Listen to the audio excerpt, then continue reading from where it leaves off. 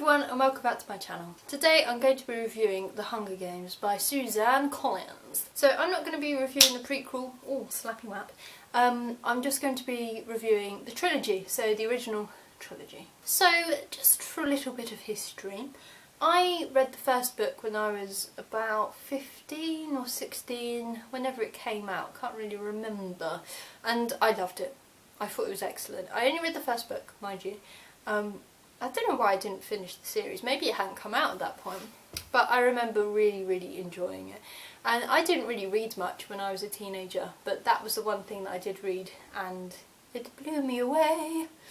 And I only just finished the series, so I reread the first book and then read the second and third book for the first time. I haven't watched the films, although I have watched the Mockingjay Part 2, a little bit of. Before I read these, so I already knew some things that were coming up. So this is going to contain spoilers, and yeah, I don't know where I was going with that sentence. There will be spoilers, but I'm not going to talk about the actual content that much. I'm just going to talk about what I thought of the content. So I'm just going to talk about, firstly, a brief overview of what I thought of the whole series, and then go more into each book. I thought, like I said, the first book was excellent, so I gave that 5 stars. The second book I thought was okay. I thought it wasn't as good as the first, I gave it 4 stars. And the third book I thought was, not as good, and I gave that one 3 stars. I think throughout the series it kind of loses its intrigue and loses its addictiveness. So the thing I loved about the first book is that every single chapter ends on a cliffhanger. By the end of every chapter you're wanting to flick over to read more. That's what I mean by it's addictive. I really feel like I rooted for Katniss as well in the first book. Because she cares so much about her family, I really wanted her to win the Hunger Games. And it's also the first time we are introduced to the arena, which I think also helps with the intrigue as well. So they do come back to the arena, which looks different in the second book. But I feel like the first time you're actually reading about it is the most interesting. The thing I love so much as well with the first book is the psychology of the characters. And you see the characters really trying to figure out what everyone's motives are. You see Katniss trying to evaluate the risk of her actions and what her actions would involve. Would they lead to harm?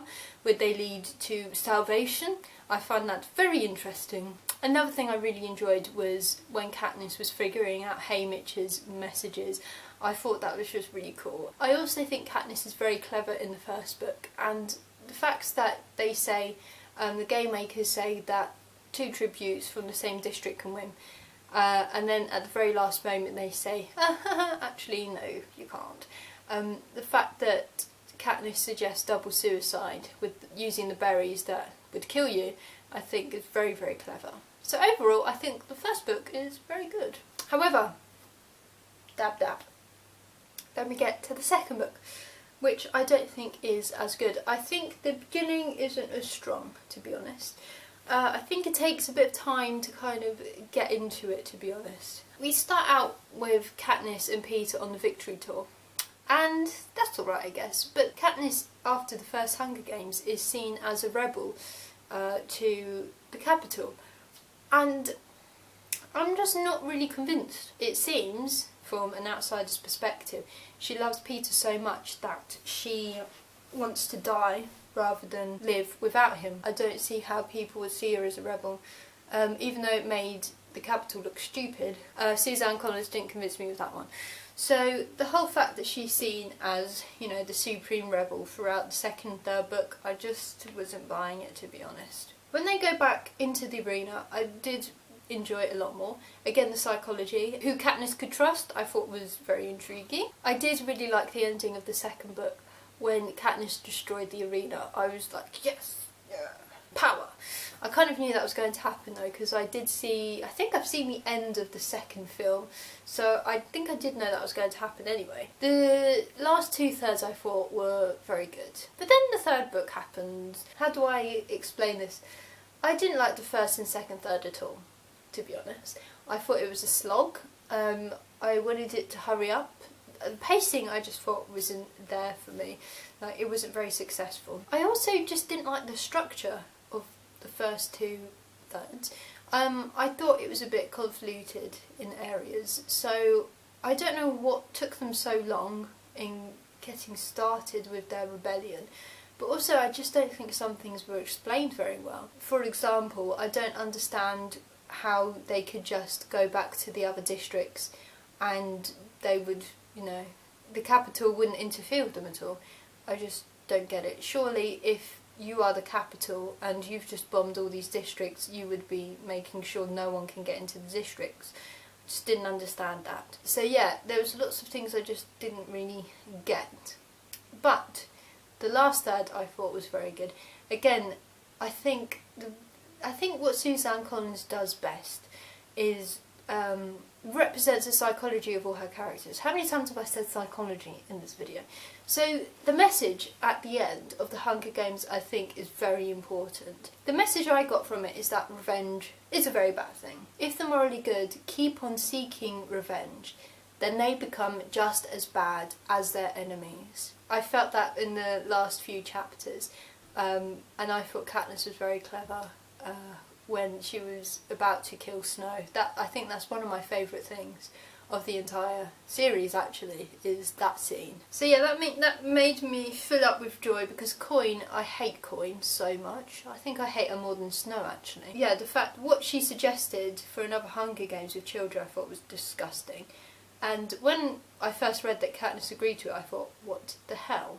But then she killed her, so I was fine with that. Another thing I didn't really like, sorry to put it on a downward slope, the last sentence of the book I didn't think was strong. The fact that Katniss only admitted that she loved Peter in the last sentence I thought was a bit terrible, really, because it's a first person account, but she doesn't even think about loving Peter until Peter asks, and then she says, yes, that's real. Like, surely if you do love Peter, you would, you know, think it in your thoughts, like, you know, the rest of the series, but no.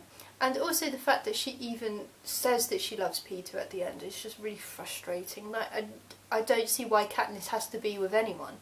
And if I did choose, I'd say Gale out of them, to be honest.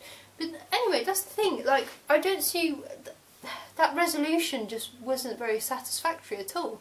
Why can't she just go off and do her own thing? And then the fact that she has heckin' children afterwards. She says she doesn't want to get married and all this stuff. She doesn't want to have children. And yes, the society is better, so maybe she will change her opinion about having children. But still, like, it's just like all her morals have flown out of the window in the last chapter. Let's leave on a positive note. I thought the message at the end was the most important thing of the whole series. I thought the series was okay, to be honest. The reason I read it is because obviously the prequel has come out. I will not be buying the prequel, which saddens me, but first of all, I don't have a job, so I'm pretty poor. And also, if I was to spend £12 or however much on a new book, it wouldn't be that one. I would spend my money elsewhere. So there we go, there's my opinions. If you would like to challenge me, please challenge me down below. Let me know what you think down below. Thank you for watching, and I'll see you in my next video. Goodbye!